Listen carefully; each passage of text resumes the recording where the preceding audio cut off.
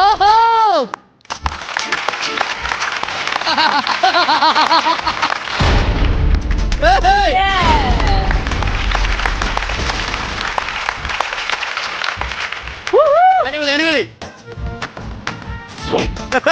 മൂന്ന് അന്തന്മാര്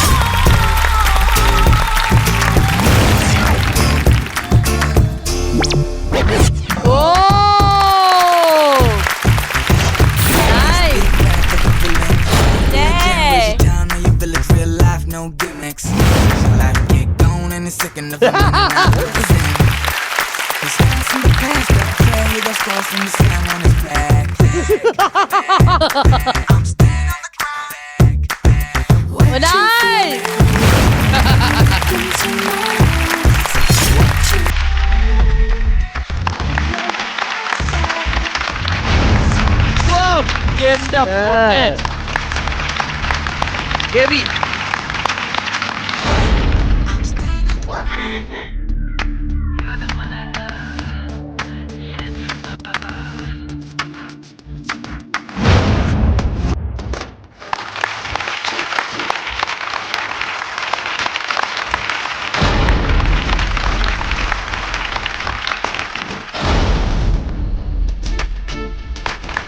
അഖിലെ ഇതിന്റെ ചെരുപ്പ് ഷോക്കട്ടുണ്ട്.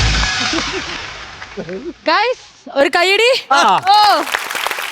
ഹലോ എല്ലാ പ്രേക്ഷകർക്കും സ്വാഗതം. This is cutie the hand wash presents comedy masters co presented by SLBS Marklens powered by Amruthaveni lice kit co powered by Rajakumari group. എല്ലാവരും അത്ഭുതത്തോടെ ഇപ്പൊ പ്രേക്ഷകർ ഉൾപ്പെടെ നോക്കിക്കൊണ്ടിരിക്കുകയായിരിക്കും എന്താണ് ഇവിടെ നടക്കുന്നത്. റാംബോക്ക് കൂടെ ഓരോ ആൾക്കാര്, ഒന്നല്ല രണ്ടുപേര്, എന്റെ കൂടെ രണ്ടാൾക്കാര്. സംഭവം വേറൊന്നുമല്ല, ഇവരൊക്കെയാണ് ശരിക്കും പറഞ്ഞാൽ ഞങ്ങളെ ഞങ്ങളാക്കി മാറ്റിയത്. അതായത് നമ്മുടെ makeup team, costume department, stylers and makeup artist. ഇവരില്ലെങ്കിൽ ശരിക്കും പറഞ്ഞാൽ ഞങ്ങൾ ഇത്രയും ബ്യൂട്ടിഫുൾ ആയിട്ട് ഒരിടത്തും ഇറങ്ങില്ല എന്ന് തന്നെ പറയാം. ഞാനൊക്കെ എന്റെ ലൈഫ് ഇത് ഈ രണ്ട് കൈകളിലങ്ങ് ഏൽപ്പിച്ചിരിക്കുകയാണ്. ഇല്ലാണ്ട് എന്നെ കണ്ടിട്ടില്ലല്ലോ. ഞാൻ കണ്ടിട്ടുണ്ട്. അതിന്റെ പിറ്റെന്നാണ് എനിക്ക് ആദ്യമായിട്ട് പനി വരുന്നത്. എത്ര എത്ര എത്ര വർഷങ്ങൾ നമ്മുടെ കൂടെ ഒരുമിച്ച് സഹകരിച്ച ടീമുകളാണെന്നറിയാം. അത് മാത്രല്ല ഇവരെ പണി, ഇവരെ വർക്കിന്റെ പിന്നിൽ എത്ര ബുദ്ധിമുട്ടുകളുണ്ട് എന്ന് നമുക്ക് കാണണ്ടേ? വീഡിയോ വഴി കണ്ടാലോ? കാണാം. ഈശ്വരാ, ആരും പേടിക്കണ്ട. കണ്ടോ അവിടെ എന്റെ ജേഴ്സി.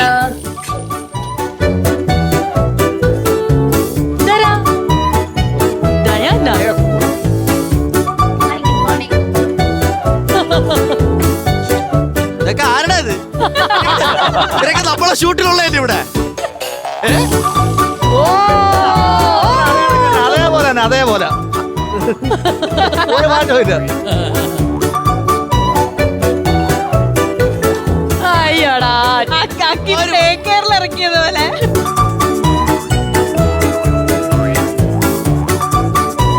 അവൾ എന്തൊരു കണ്ടാലും എടുത്ത് മോന്തയ്ക്ക് പരട്ടും. വെള്ളരിക്കണ്ട അവള് വിടൂല്ല, വെട്ടിയെടുത്ത് കണ്ണി ഒട്ടിക്കും.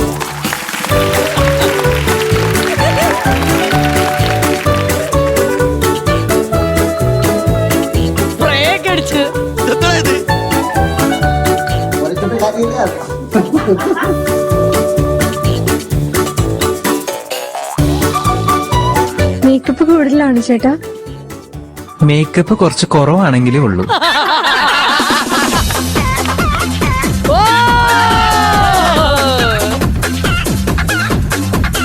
ചേച്ചി അറിഞ്ഞില്ലേ?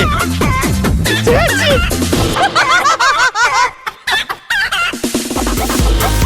ഈശ്വരാ.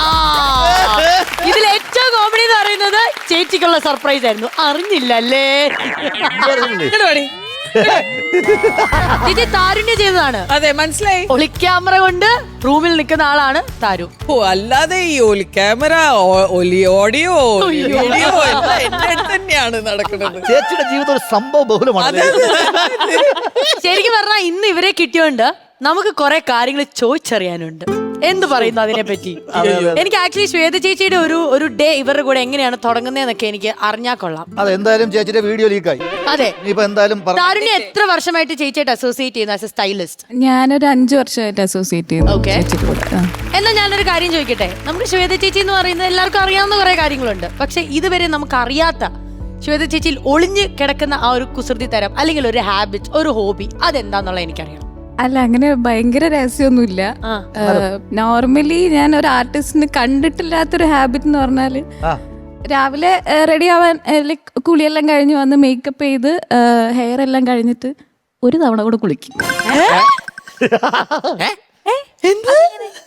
മേക്കപ്പ് ചെയ്ത് ഹെയർ ചെയ്തിട്ട് വീണ്ടും കുളിക്കും. കുളിക്കുന്നു ദേഹം കഴുകുന്ന കാര്യമാണ് എന്നിട്ട് വീണ്ടും വീണ്ടും ഹെയർ ചെയ്യും. എന്നിട്ട് പിന്നെ ഡ്രസ് ഇടും.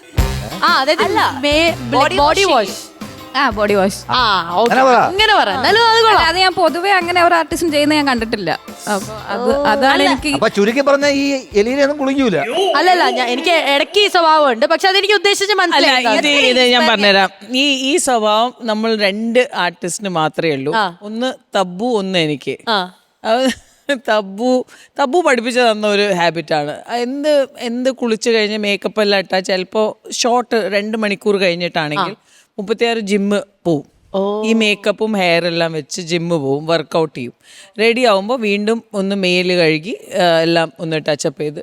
അപ്പോൾ ഒരു സാധനത്തിന് നമ്മൾ വെയിറ്റ് ചെയ്യാറില്ല. അപ്പോൾ എനിക്ക് ഈ മേക്കപ്പ് ഇട്ട് അപ്പോൾ നമ്മൾ ബ്രേക്ക്ഫാസ്റ്റ് കഴിക്കും അങ്ങനെയൊക്കെ. അപ്പോൾ ചില സമയത്ത് മേക്കപ്പ് എല്ലാം ഉണ്ടാവും, ലിപ്സ്റ്റിക് ഇട്ടിട്ടുണ്ടാവില്ല. അപ്പോൾ ഞാൻ നേരെ പല്ലേച്ച് വീണ്ടും ഒന്ന് മേലഴുകി എല്ലാം അത് കഴിഞ്ഞ്, ബിക്കോസ് ബ്രേക്ക്ഫാസ്റ്റ് കഴിച്ചിട്ടുണ്ടാവും. അപ്പോൾ അത് വീണ്ടും ഇത് ചെയ്ത് കുറച്ചൊരു വർഷങ്ങളായി, ഇപ്പോൾ 20-25 വർഷമായിട്ട് ഇങ്ങനെ തന്നെയാ സ്വഭാവം. അതൊരു ഭയങ്കര ഇതായിരുന്നു. ഇനി അടുത്ത മുകേഷ് പറയുന്നതായിരിക്കും രണ്ടാമത്തെ ഡിഡ് യു നോ ഫാക്ട്.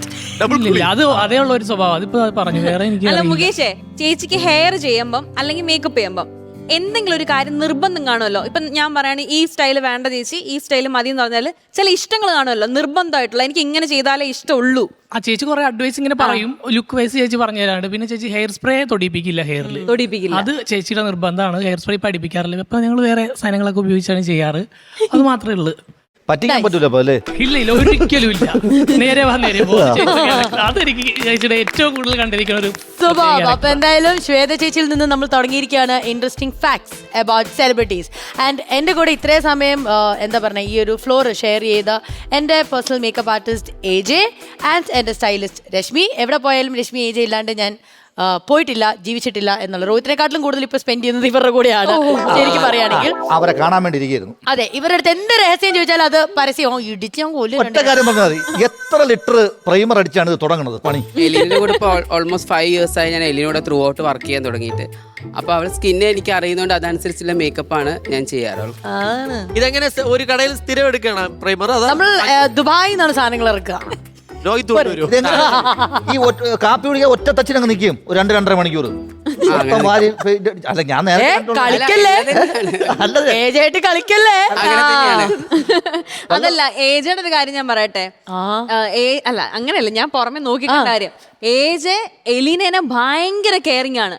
നമ്മുടെ കഴിഞ്ഞ പ്രാവശ്യം ഒരു ഷൂട്ട് കഴിഞ്ഞിട്ട് എലീന ഒരു 3 days എൻ്റെ കൂടെ നിൽക്കാനായിട്ട് എൻ്റെ ഫ്ലാറ്റിൽ വന്നിരുന്നു. ഷൂട്ട് കഴിഞ്ഞിട്ട് ഈ ഏജ് എറണാകുളത്ത് നിന്ന് തിരിച്ച് നാട്ടിൽ പോവാതെ ആ 3 ദിവസം ഇവിടെ റൂം എടുത്ത് എലീനെ ഞാൻ നന്നായിട്ട് നോക്കുന്നുണ്ടെന്നറിയാൻ 3 ദിവസം ഇവിടെ നിന്ന് വെയിറ്റ് ചെയ്ത് എലീന വീട്ടിലെത്തിയിട്ടാണ് ഏജ് എവിടെ നിന്ന് തിരിച്ച് നാട്ടിൽ പോയത്. പക്ഷെ ഞാനൊരു കാര്യം പറയട്ടെ, ഏജ് നല്ല പാചകക്കാരിയാ. പാചകവും ചേച്ചി.